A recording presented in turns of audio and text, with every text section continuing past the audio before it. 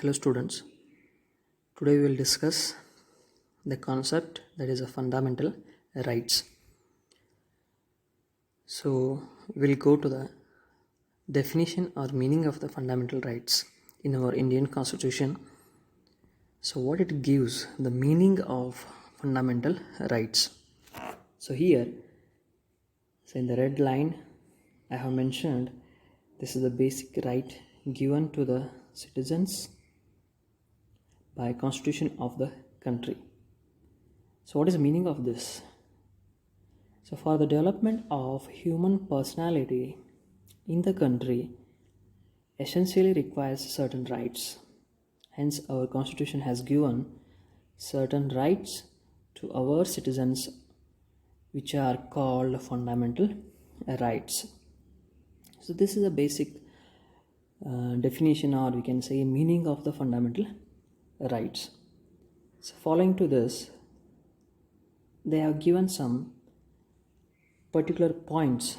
So in the first one, we'll go to the characteristics of fundamental rights. What are the characteristics of these fundamental rights? So which is given by our Indian constitution to every citizens, means including us. We are the people, those who are living in our country, that is India. We are bounded with some of the rights which are given to us. This is also called as a freedom to the citizen. And is this a freedom is nothing but totally given everything to us, or something is restricted? So we are going to see this all the points one by one. So before going to see, so we'll go to the first point, that is the characteristics of fundamental rights. There are total 10 characteristics are given, so which are one by one I am going to explaining you. So first one is these are integral part of the constitution. So what is the meaning of this? These are the integral part of the constitution. So whatever the legislation that is called as a law is made by our parliament of the India, it is restricted to the internal part of the constitution. No one can take away from this legislation. So it is an integral part of the constitution. Those are passed by the members of the parliament, those are written, those are passed, it is restricted to be followed by us. So this is the first one, these are the integral part of the constitution. Second one, these are universal in nature. So universal in nature means it includes all the religion, caste, color and sex, etc, etc, etc. It is not going to make any difference between or amongst the people, those who are living in our India, that is in our country.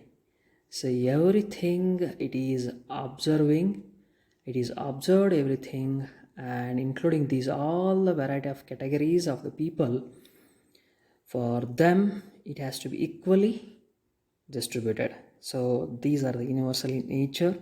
So this is the second point.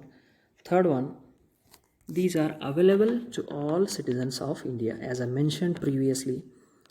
So those whoever are living in our India, so there are a number of vernacular people from the different caste, different religion, different states, different languages, different cultures. So it includes everybody. So for them it is available. The fundamental rights is given to each and every one of our citizen. This is third point. Fourth one, these are comprehensive and detailed. So what is a comprehensive? Comprehensive means it is including everything. So everything means it is elaborated. Elaborated means each and every point is explained and it is mentioned detailed. So these are comprehensive and detailed.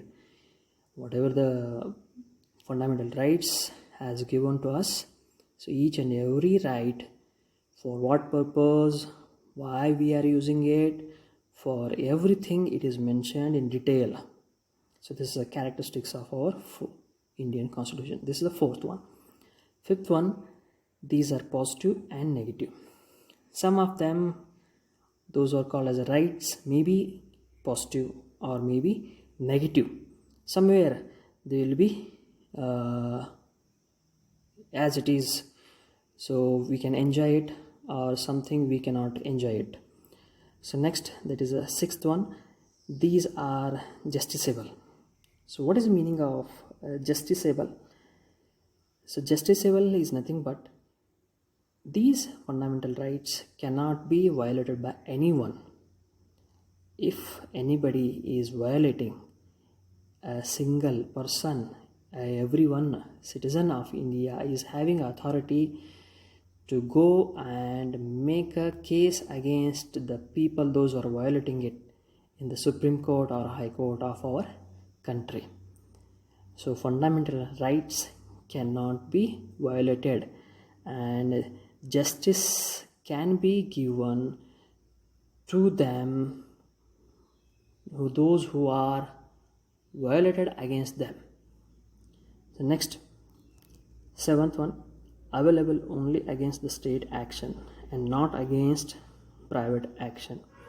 So these fundamental rights are given by the states, and they can be, the people, those who are enjoying it, they can make against of it directly to the state government. Those are given to them only, they have to make the against. It is not given to the private people are not enforced to follow these fundamental rights. So these are enforced to the state government to make them to follow. So next, eighth one, maintains proper balance between individual liberty and social need. This is indicating that, so it is properly maintaining the balance between the individual liberty, the freedom of the individual, and whatever the social needs are there. It is nothing but enjoying these fundamental rights as if it is a freedom, total freedom is given to everyone, not like this. So enjoying the fundamental rights is nothing but it includes some restrictions. We cannot do whatever we want to do by using this fundamental rights. It has to maintain the balance between the social people where we are living. We have to take care of them, and we have to enjoy this fundamental rights. The next, that is a ninth one, suspension of fundamental rights is possible by the Constitution.